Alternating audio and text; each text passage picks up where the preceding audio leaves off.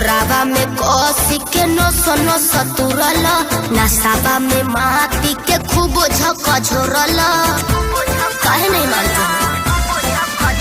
अरे कोरावा में कोसी के नो सतुरल नसावा में माटी के खूब झका झोरल बस भी कह रह न ढेर हो गई बस भी कह रह न ढेर हो गई। पहले चुम्मा में ही बोला काहे जान तोहार मुंह टेढ़ हो गई।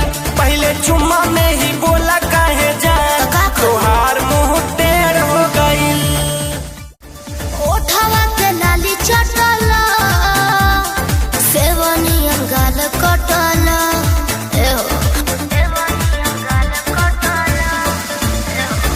ओठवा के लाली चटला सेवनी अंगाल कटला। करे द मूड तनी ताजा हो पाजा से ऐसे आज ना जाओ। करे द मूड तनी ताजा हो पाजा से ऐसे आज ना जाओ।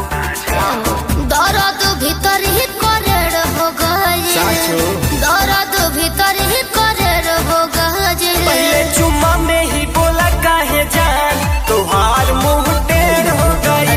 पहले चुम्मा में ही बोला काहे जान तोहार मुंह टेढ़ हो गई। अरे हटिए गौन के साड़ी नसला ओही रे जगह डसला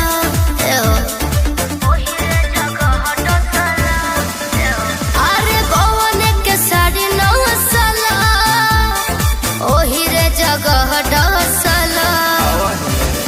संजू प्रेम हमें राजा हो पाजा से ऐसे आज ना जाओ। संजू मनोज हमें राजा हो पाजा से ऐसे आज ना जाओ। बस भी करो अब ढेर हो गई